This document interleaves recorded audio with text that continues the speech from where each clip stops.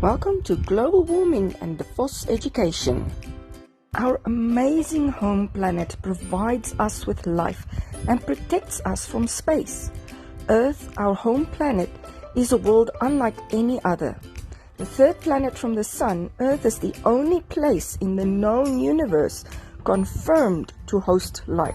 The Sun warms our seas, stirs our atmosphere, generates our weather patterns, and gives energy to the growing green plants that provide the food and oxygen for life on Earth. The atmosphere can be divided into layers based on its temperature. These layers are, on the outside, the exosphere, then the thermosphere, mesosphere, stratosphere, and closest to the surface, the troposphere. Stratospheric chemistry is dominated by the chemistry of ozone. Between 85 and 90% of all the ozone in the atmosphere is found in the stratosphere. The Earth's atmosphere is composed of about 78% nitrogen, 21% oxygen, and about 1% other gases. Solar radiation passes through the clear atmosphere. Most radiation is absorbed by the Earth's surface and warms it, and some radiation is reflected by the Earth and the atmosphere. Infrared radiation is emitted from the Earth's surface. Some of the infrared radiation passes through the atmosphere, and some is absorbed and re-emitted in all molecules. The effect of this is to warm the Earth's surface and the lower atmosphere. Global warming is the unusually rapid increase in Earth's average surface temperature over the past century or so.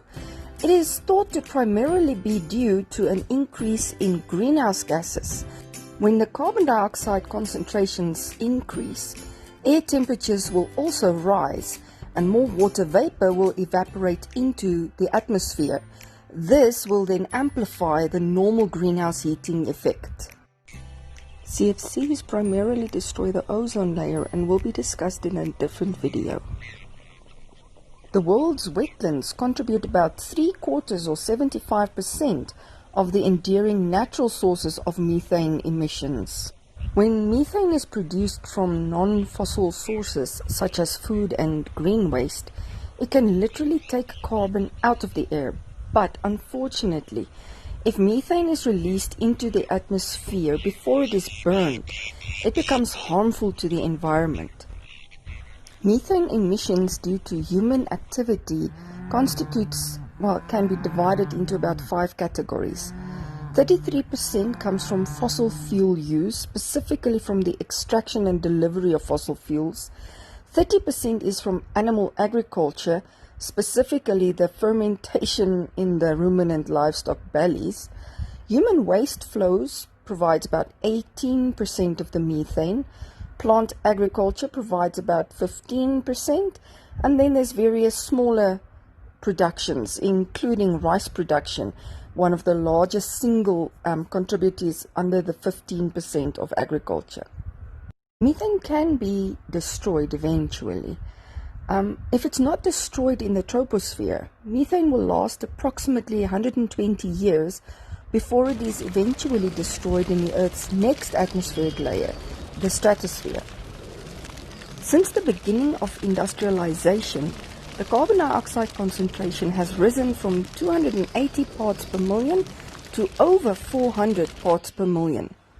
In an average year, wildfires around the world burn an area equivalent to the size of India and emit more carbon dioxide to the atmosphere than global road, rail, shipping, and air transport combined. Human activities are changing the natural greenhouse balance. Over the last century, the burning of fossil fuels like coal and oil has increased the concentration of atmospheric carbon dioxide. Agricultural soil management is the largest source of nitrous oxide emissions, accounting for about 77% of the total nitrous oxide emissions. These molecules can stay in the atmosphere for an average of 114 years before being removed. Unfortunately, their impact is 300 times higher than that of carbon dioxide. The effects of global warming is actually quite far-reaching. Since the greenhouse gases are increased, it leads to global warming, which is an increase in atmospheric temperature. This leads to climate change, which can cause quite a variety of problems for humans. Roughly 17% of all the urban land in the United States is located in the 100-year flood zone. Likewise, in Japan, about 50% of the population lives on floodplains, which cover only 10% of the land area. In Bangladesh, the percentage of flood-prone areas is much higher, and inundation of more than half of the country is not uncommon.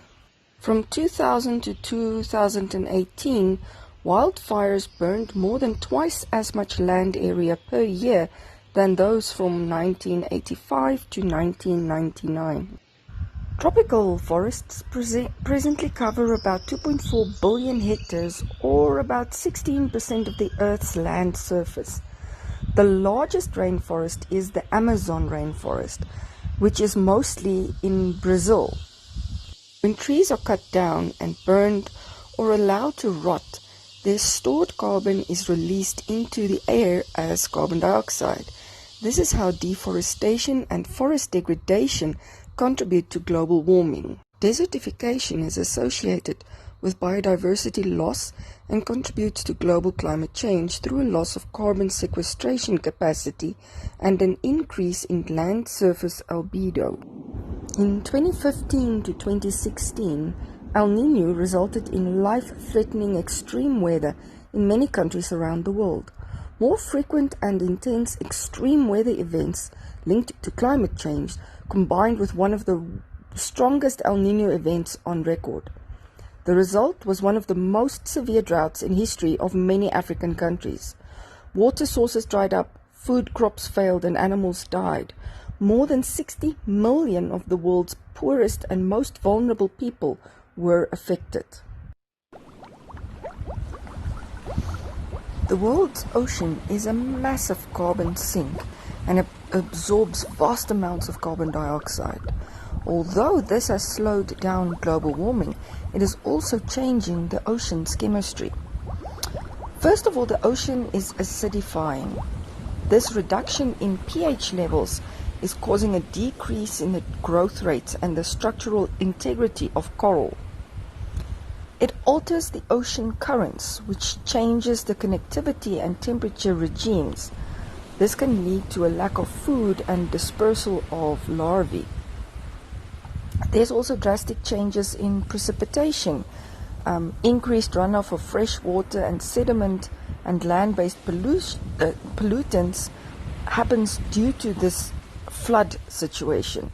This can lead to algal blooms and murky water, which will reduce the light, which will then also reduce photosynthesis. There are changes in storm patterns with stronger and more frequent storms, which leads to the destruction of the physical structure of the reef. A rise in ocean levels, which is often caused by sedimentation, is also smothering the coral. And then the warming of the ocean leads to thermal stress, which can either cause infectious diseases in the coral or can lead to coral bleaching.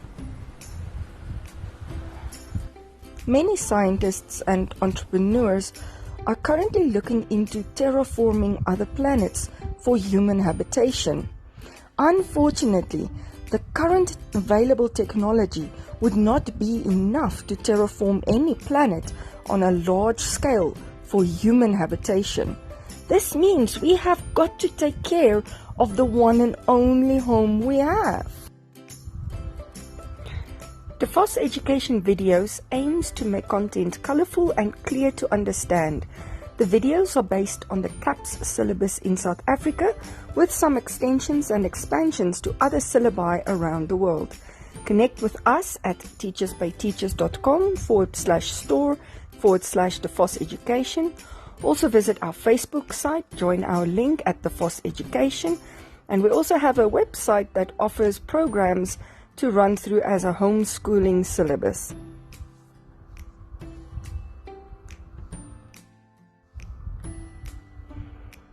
Under human impact on the environment, other videos include atmosphere and climate change, water availability, phosphates, potassium and nitrates and eutrophication, solid waste management, food security, loss of biodiversity and loss of species.